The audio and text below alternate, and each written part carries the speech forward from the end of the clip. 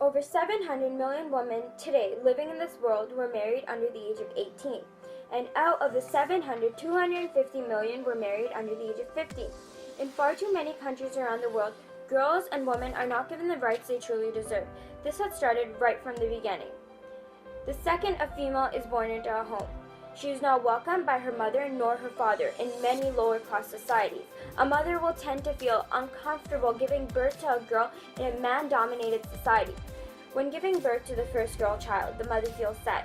By the second girl child, the mother feels shocked. And by the third female daughter, the mother feels guilty, as if it was her fault she couldn't bear a son. The mother is suffering, and now so is the daughter.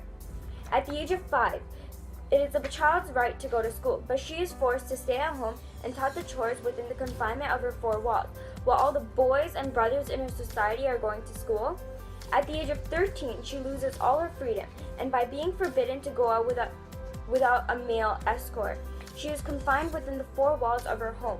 After the age of 12, a child is forced to marry any man that is chosen to her by her family. If she denies, she is going against her so-called honor, and she can be abused or killed. All girls in this society are told to portray a silent girl, a girl who is quiet, humble, submissive, she who has to accept all the rules thrown at her from all kinds of people. This presents a society where females have become a burden to their parents, and not only are they being married off at a young age, the right of education is being snatched away from them. How is it so hard for people to understand that females are not an object used to bear a man's child? In 1993, the UN General Assembly Declaration on the Elimination of Violence Against Women provided a framework on this pandemic. But more than 20 years later, 1 in 3 women still experience physical and sexual violence, mostly by their intimate partner. When societies are being taught that an entire gender exists purely to satisfy the other's needs, it dehumanizes millions of people, and it becomes difficult to have empathy for someone who you don't even view as a real person. This encourages the objectification of women in this society, as girls and women are constantly being told that they are weak.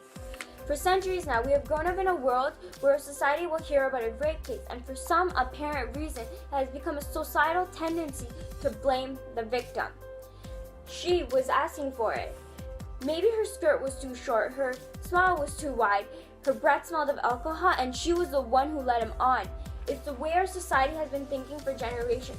Women are first raped and looked down upon in their society, and they don't even have the right to abort the child that was going to grow up without a father, knowing that their father was the one who wrongfully harassed their mother. In far too many countries around the world, the rules and regulations for molestation are so weak and frequent that most cases remain unsolved. In many underdeveloped and developing countries, the law states someone who commits rape will be punished. This may extend to 10 years and shall also be liable to a fine, unless the woman raped is his own wife or under the age of 12, in which cases he shall be punished with imprisonment for 2 years. These are the reasons why many families sell their daughters at the age of 12, as the rules and regulations are so weak and can be manipulated. The only way for women to gain rights in this society is by increasing their role within it. For instance, currently in 2017, there were 10 women serving as head of state and 9 as head of government. Think about it. America has never had a female president. Women around the world need to be given the education that they truly deserve to create their rightful identity.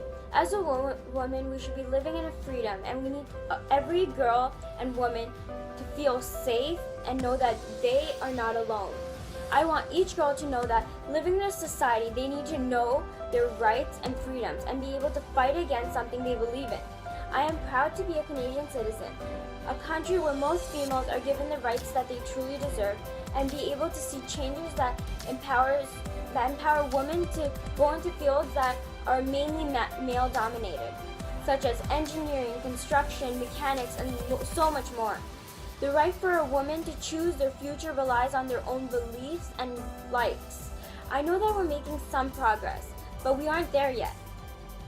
Women's rights are still denied in many regions around the world, and discrimination persists.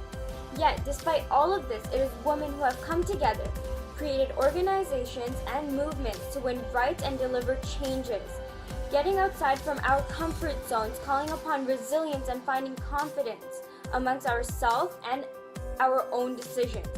We need girls and women to realize that we're girls, women, humans, not just a burden. Being a woman is not the ultimate rejection. The human civilization tells their daughters not to get raped, instead of teaching their sons how to treat a woman. She is the warrior placed on a battlefield without a weapon. If this not be a war, this may be called murder. A murder of the efforts of Emily Murphy, Irene Parlby, Nellie McClung, Louise McNee, and Henry Muir Edwards. Let it be a murder of the person's case, be a murder of the pride of being woman. She is a girl, a daughter, mother, wife, aunt, grandmother, niece, spouse, and a matron. She is a human being. We as a society, males and females, need to come together and fight this war against fear. We need to burn this fear into ashes. The beastiness that's around us. You are the flame of worship. You are the anger that burns like fire. Don't just stand there and watch something bad happen. Get up and take a stand. Every voice counts. Thank you, and now it's your turn to spread the word and make a change in this world that needs your help. Be proud to be a woman. But yes, I am proud to be a woman, especially today. Behind every great man is a woman. We're proud to be girls. Fight the power. I'm proud to live in a country like Canada where women's individuality, creativity, and success is appreciated. I'm a girl and I'm proud. You are precious. You are a diamond, a rose, a pearl, the most stunning of all God's creation. You are worth more than you could ever imagine. So society often says that women can't do things that men can do, but women can also do anything men can do, and they can even do it better. Yeah! Hell yeah! Women are strong, independent people! Being a girl is so important to me. And if I come from a family where I was the third girl child, and if my parents had the same mentality as many other parents, I wouldn't be in this world. I wouldn't be alive. So I think being a girl is fantastic. I'm so glad that I'm in this world and I'm a girl.